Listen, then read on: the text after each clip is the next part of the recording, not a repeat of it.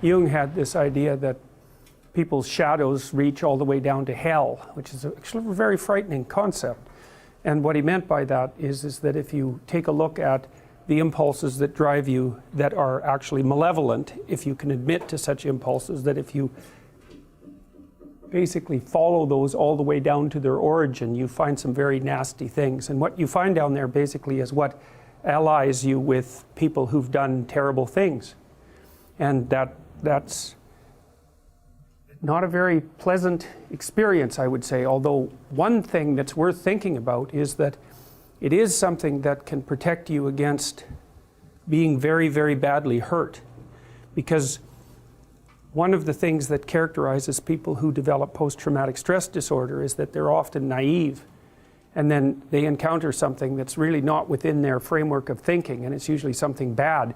And because there isn't anything in their philosophy, their way of looking at the world that has prepared them for that, they end up fragmented and devastated. And so it's actually protective to you if you can figure out what your full range of capabilities is, because that can help you understand other people a lot better and to be wiser and more careful in your actions.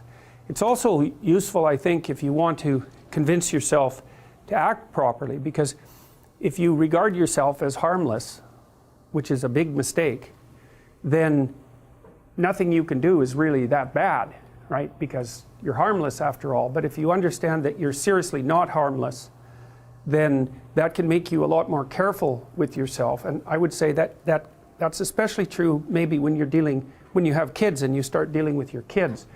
If you know that what you're capable of because you're human, then that can motivate you to be much more careful with what you say and do. And I don't mean cautious, I don't mean timid, I don't mean any of that. I just mean that you want to keep things pristine between you and your children, let's say, because that way they're on your good side. And you want them on your good side, because children who get on their parents' bad side suffer very badly for it. And sometimes it's because they're literally abused, but more often it's because they get abused, let's say, or neglected in much more subtle ways. And you're definitely capable of that. I mean, all you have to do is think about the way that you've interacted with someone that you've decided to not like, or maybe someone you genuinely don't like, you know.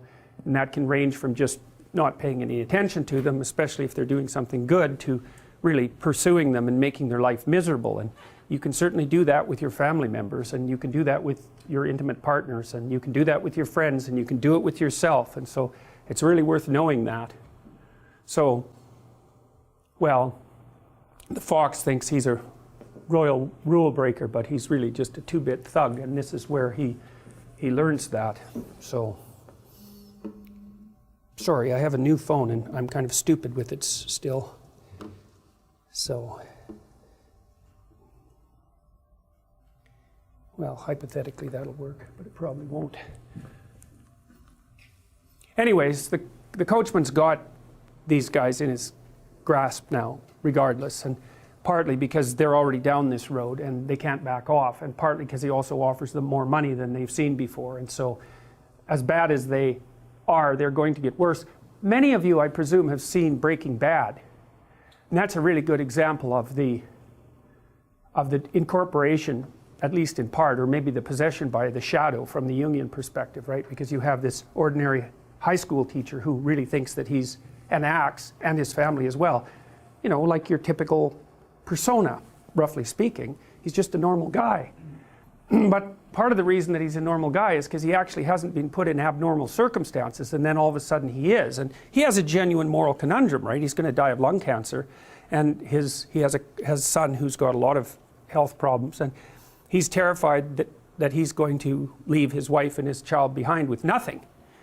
And then, of course, has the story. And so he decides to do something that temporarily that he regards as what they would normally regard as reprehensible. And of course, he just gets tangled up in that. But then as the story unfolds, you see that it's more complicated, because it's not that he was just innocent, good guy and he decided to turn bad. He's also very resentful and angry. And it's partly because he's a bit of a pushover at the beginning, or maybe more than a bit of a pushover.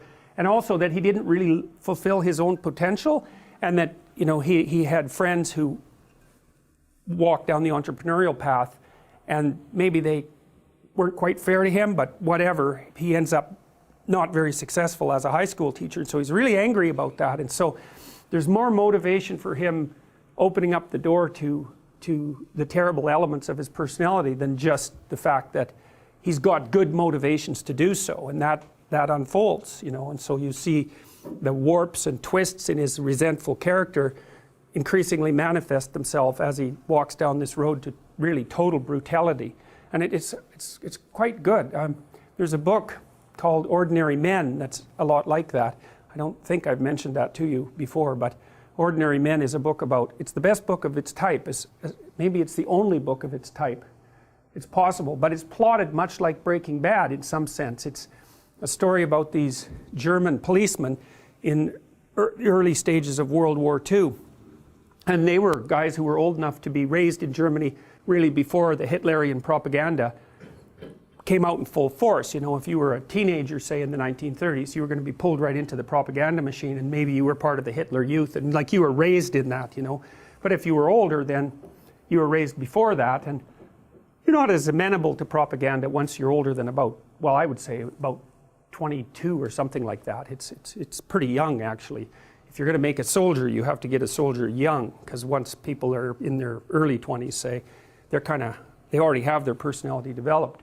Anyways, these policemen were sent into Poland after the Germans marched through, and it was wartime, and there was this hypothesis in Germany that the Jews in particular were operating as a fifth column and undermining the German war effort, because of course the Germans blamed the Jews and a variety of other people for actually setting up the conditions that made the war necessary. And so when the police were sent into Poland, they were also required to make peace, roughly speaking. And so they started out by rounding up all the Jewish men between 18 and 65 and gathering them in stadiums and then shipping them off on the trains. But that isn't where they ended. They ended in a very, very dark place. I mean, these guys were going out in the field with naked pregnant women and shooting them in the back of the head by the end of their training. And what's really interesting about that is that their commander told them that they could go home at any time. So this is not one of those examples of people following orders. And the reason they didn't, roughly speaking, there's many reasons, but one of the reasons they didn't is because they didn't think it was comradely, so to speak, to leave the guys they were working with to do all the dirty work and run off. And that's really an interesting fact, because in different circumstances, you wouldn't think about that as reprehensible, right? You'd think, well, that's part of teamwork and under rough circumstances, and that's at least in part how they viewed it. And they were also made physically ill multiple times, physically and psychologically ill by the things that they had to do, but they kept doing them anyways. So it's one step at a time, and that's the thing, is that you end up in very bad places one step at a time, so you've got to watch those steps.